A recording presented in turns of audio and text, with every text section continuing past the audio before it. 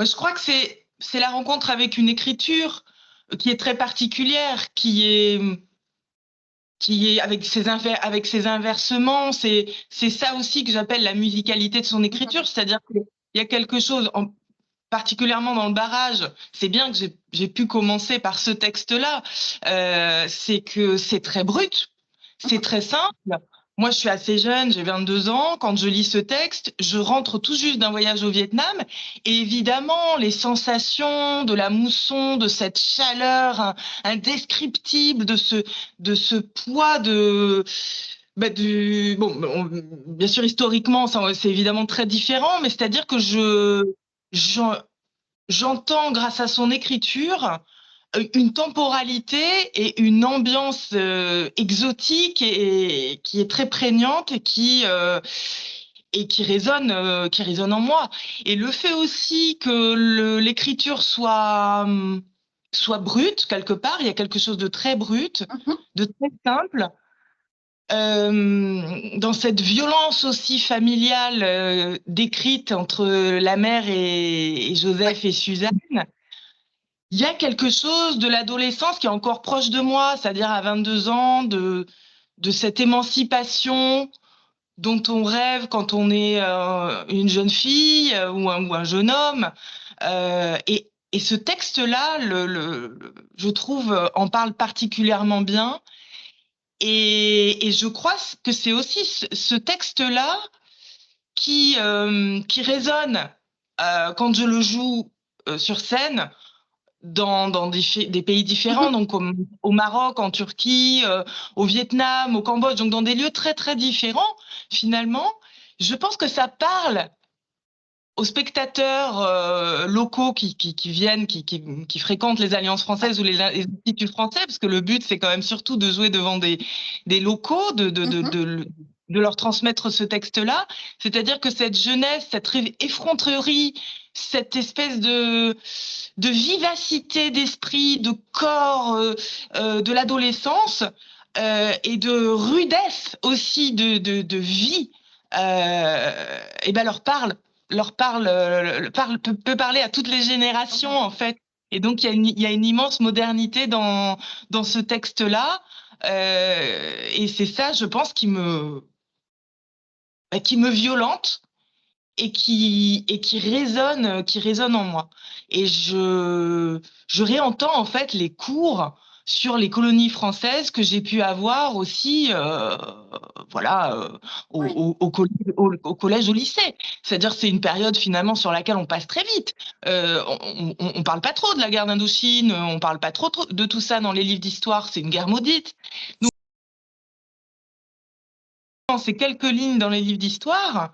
Mais moi, ça m'avait marqué, je me souviens, dans mes apprentissages de jeune fille, ça m'avait marqué ces photos qu'on voit dans les livres d'histoire, qui encouragent à venir vivre comme la mère le voit avant de décider de partir vivre, de proposer sa candidature auprès de l'administration française en tant qu'institutrice.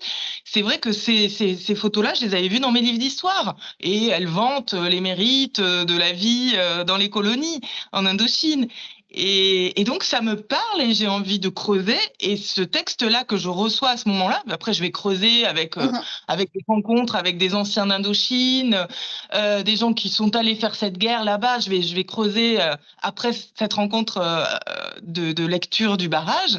Mais ce texte-là, oui, me touche au cœur. Me touche au cœur et je pense que je n'ai jamais été aussi touchée au cœur avec aucun autre texte. Alors que j'ai fait des études de littérature finalement et que voilà, Oui. oui, vous voyez, mais là, ce texte-là, il me parle particulièrement. Donc, j'ai envie de creuser et j'ai envie de voir s'il est possible de l'adapter pour la scène. Moi, finalement, je fais des études de théâtre, c'est-à-dire que je choisis de faire un baccalauréat littéraire avec une option théâtre lourde, je faisais 7 heures de théâtre par semaine.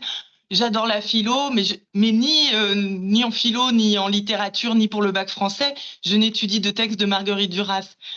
Voilà, donc finalement, la rencontre, elle se fait pas avant mes 22 ans. Même après, je fais des études de cinéma et de théâtre. Je fais un DUG art Mhm. du spectacle. Je suis en parallèle au Conservatoire national d'art dramatique de Bordeaux. Et donc, je fais un cursus parallèle, fac et conservatoire. Et finalement, on me propose pas de texte de Marguerite Duras. Euh, bon, j'ai vu l'amant. Je sais que j'ai vu l'amant, Mhm. que ça, c'est sûr. Mais sinon, j'ai vu Hiroshima, mon amour aussi. Mais finalement, après, j'ai pas lu de texte. Mais c'est donc finalement pas mes études qui me permettent d'accéder à la littérature de Duras. C'est ce voyage au Vietnam et mon mari, déjà à l'époque, parce que en fait, je me marie tôt, c'est notre voyage de noces, qui me dit, mais tu dois lire Un barrage contre le Pacifique. Et donc, je le lis au retour de notre voyage de noces, ce voyage au Mhm. Vietnam, premier voyage. Et là, c'est là que je rencontre cette œuvre. Je, j'ai donc très envie finalement de voir s'il est possible de le dire sur scène à partir Voilà. de là. Et là, je vais travailler pendant 1 an sur ce texte. Je trouve tout de suite l'adaptation théâtrale de Duras, hein, l'Eden Cinéma, que Ouais. je lis. Mais je suis un peu, comment dire, voilà, je trouve qu'on perd tout le côté littérature sur le grand passage sur la grande ville coloniale, avec les garçons qu'on a mis en smoking et les palmiers qu'on a mis en pot. Enfin, je, je trouve qu'on perd tout l'historique des barrages de la mer. Enfin, c'est ce côté cataclysmique de ce qui arrive à la mer et qui est si bien décrit dans le barrage. Les enfants de la plaine, cet immense passage sur les enfants de la plaine, sur les buffles, qui grimpent sur les buffles, sur les arbres, et qui meurent évidemment de maladies, puisqu'il n'y a pas de dispensaire dans ce poste de brousse, et que c'est très compliqué, et que la mère va Mhm. vouloir intervenir sur ce plan-là, faire en sorte que les paysans euh, puissent avoir des cultures propres, les vendre Ah, et un peu plus de confort et que ce poste devienne moins insalubre en fait. Donc tout ça, je l'ai vu lors de mon passage au Vietnam parce que je suis allée dans des coins reculés. J'ai voulu aller à Dien Bien Phu par mhm. par la route en fait. J'ai pas voulu prendre un avion, donc en fait depuis Hanoï, j'ai fait la route pendant 2 jours dans une Jeep russe Molotova des années 50. On est en 2003, donc c'est assez C'est- fou. Tout ça, tout ça, évidemment, j'ai toutes ces images en tête et donc quand je lis le barrage, enfin j'ai l'impression d'y être parce que quand on est en 2003 dans les campagnes vietnamiennes, Oui, on vit on le m'a barrage. que rien n'a bougé en fait depuis la guerre. À Dien Bien Phu, au moment où j'y vais, je ne sais pas ce qu'il en est aujourd'hui, mais dans la ville de Dien Bien Phu, les chars sont en plein milieu de la ville. Ils sont restés aux endroits où ils étaient en 1954 quand même. Donc c'est pas Oui, notre façon non. de faire. Nous, culturels, on laisse pas Non. les chars en plein milieu après une guerre.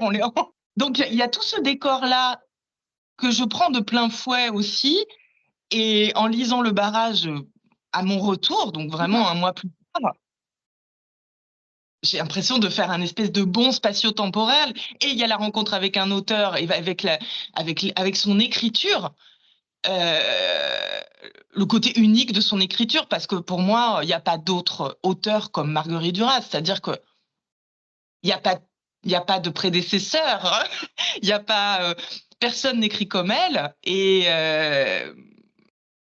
donc, cette rencontre est unique. Elle a un style indéfinissable et qui ouvre en moi, et je crois qu'elle l'ouvre chez ceux qui veulent bien faire le pas vers cette Ouais. écriture-là, un espèce de, un espèce d'espace intime, profondément intime, qui nous fait la rejoindre et dans la simplicité aussi, parce que c'est aussi ça que j'aime dans son écriture, c'est la grande simplicité de son écriture.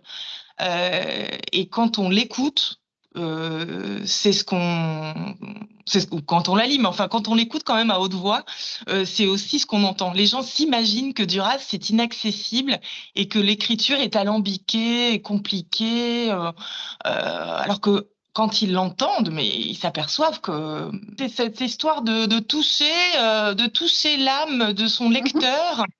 Mais on dirait sans artifice, en fait, c'est ça, c'est-à-dire qu'il n'y a pas. C'est dans cette sincérité-là qui fait Voilà, qu'elle touche l'âme et le cœur de son lecteur quand il veut bien se laisser pénétrer, en fait. Ah oui, alors c'est sûr que là, il fallait trouver un fil, il fallait. Alors, évidemment, quand on lit le barrage, quand même, on sent que même si tout est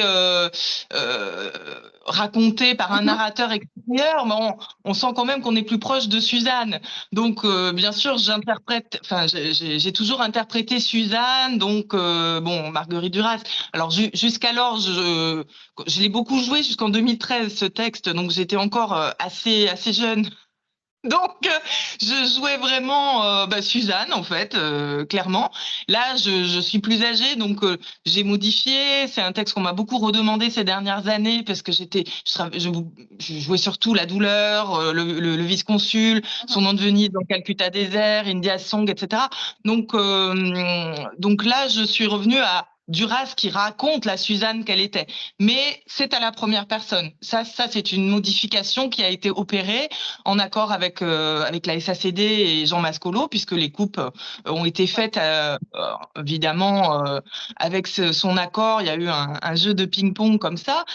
Et évidemment, s'attachant au personnage de Suzanne, eh bien, toute la grande partie où Joseph va partir avec cette femme à Saigon, avec la B12 et il va être absent pendant des jours et des jours, toute cette partie qui est quand même incroyable et extrêmement romanesque, j'ai pas pu la garder. Ça c'est un manque, évidemment, mais j'ai pas pu la garder parce que là, on s'attache vraiment au bungalow. Ça commence par la mort du cheval, évidemment, et puis après, on va poursuivre, bien sûr, leurs aventures avec la cantine de Rame et la rencontre avec Monsieur Jo, et puis toute cette avancée de Suzanne vers la découverte de sa féminité, de ce qu'elle euh, comment dire, va vivre, un pied encore dans l'enfance et puis un pied dans la femme qu'elle va devenir et ses attentes, de quitter cette espèce d'endroit où la mère a mis tous ses espoirs de construction du barrage et où eux-mêmes sont embarqués dans cette croyance que ça va marcher et que cette injustice générée par la vente de ce terrain incultivable par les agents du cadastre, eh bien, va être réparée avec l'aide des paysans locaux, centaines de paysans locaux qui vont aider cette mère, comme vous savez. Ce texte, il est incroyable sur l'espoir, sur l'injustice, sur toujours avoir trouvé une motivation en soi pour avancer, pour aller plus loin que ce qu'on a autour de soi. C'est-à-dire, il est extrêmement philosophique, en fait, et moderne. Et d'une grande modernité. Quand on voit qu'il a été écrit quand même en 1950, je le trouve absolument pas daté, quoi.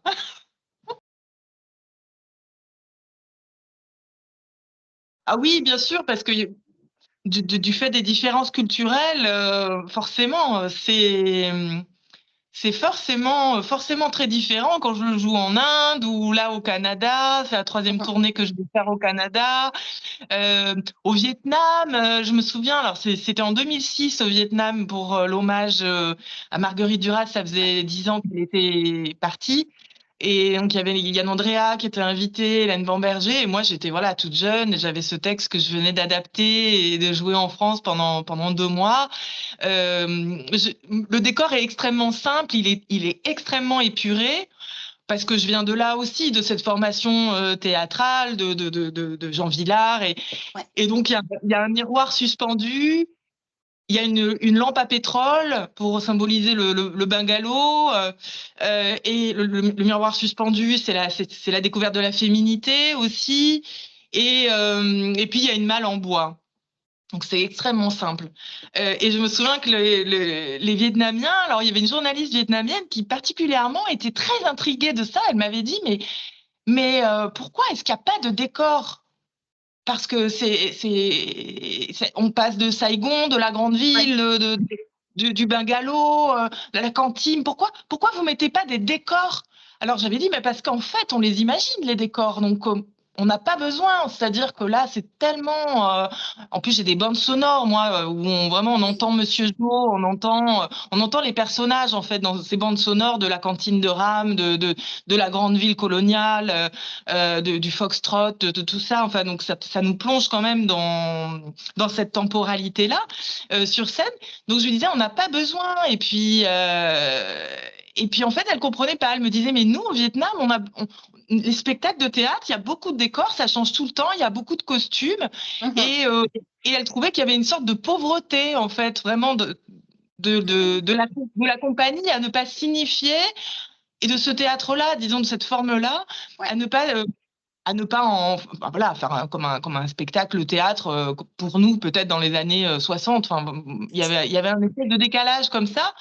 Et voilà, je reçois, c'est intéressant de confronter en fait un peu nos cultures, notre façon de faire du théâtre. Et moi, ça m'intéresse aussi d'aller voir le théâtre qu'ils font aussi, parce que il y a plus de moyens scéniques et tant mieux. Voilà. Oui, mais ça C'est beaucoup change plus. aussi la façon de recevoir le texte. Oui, voilà, c'est sûr. Non, l'important, c'était qu'elle avait reçu le texte quand même, parce que Voilà. je joue en français et je suis sous-titrée dans la langue du pays.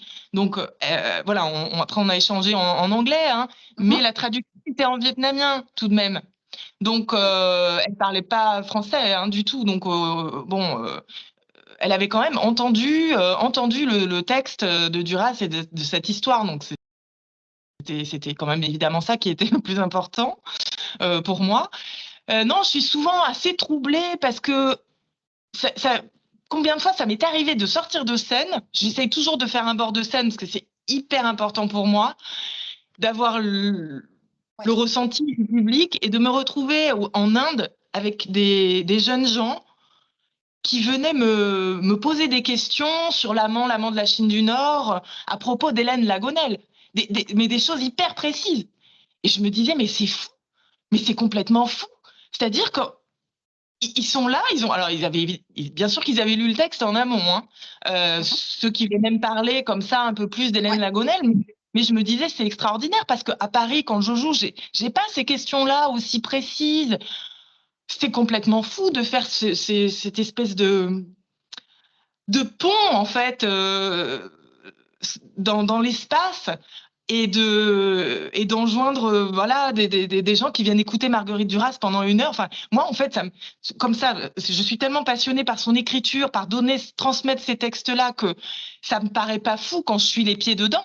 Mais quand je suis là-bas et que je m'aperçois qu'on vient me poser des questions ultra précises sur Hélène Lagonel, mais je suis hyper touchée. Enfin, j'ai l'impression qu'en fait que Marguerite elle est là, elle est au-dessus en fait, elle plane parce que je me dis mais là on est là avec un public d'Indiens à Pune, capitale du yoga Iyengar, et ils viennent me poser des questions. Mais c'est complètement fou. Ça me fait monter l'émotion. Alors moi après quand on me lance, je peux en parler pendant 1 heure, faut m'arrêter. Mais je suis tellement heureuse d'être dans ce partage-là avec un public qui a une autre culture et qui entend ce texte et qui la ressent au plus profond d'eux, quoi. C'est-à-dire, c'est pas un mythe, quoi.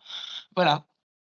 Non, c'est ça qui me plaît beaucoup, en fait. C'est vrai, dans ce travail depuis 20 ans. C'est un peu, ça pourrait paraître un peu risqué comme ça, mais en fait, je suis tellement mue par l'idée que ces textes, ils doivent être entendus pour que les gens passent pas à côté. Parce que les gens s'aperçoivent à quel point, en fait, à partir du moment où ils vont entendre ces textes-là, ils vont être modifiés. En fait, je crois en ça, en fait. Ils vont, leur intériorité va être modifiée et peut-être il y a une question très intime de se sentir un peu, vous voyez, inapte à la vie. Je trouve que les textes de Marguerite Duras, le barrage, le vice-consul, le ravissement, Mhm. même l'amant et tout, il y a cette espèce de... On entend que même si on se sent un peu inapte à la vie, à travers ces textes-là, on se sent reconnu un peu, on se sent entendu, il y a une résonance avec un intime différent, avec une musique intérieure différente, voilà. Et donc ça, je trouve que bon, le théâtre le Mhm. permet. C'est-à-dire faire entendre ces textes. Duras elle-même, elle disait qu'il fallait, voilà, il fallait les faire entendre à haute voix ces textes. Donc voilà, je m'emploie un peu, oui, à aller ouvrir cette petite serrure là intime.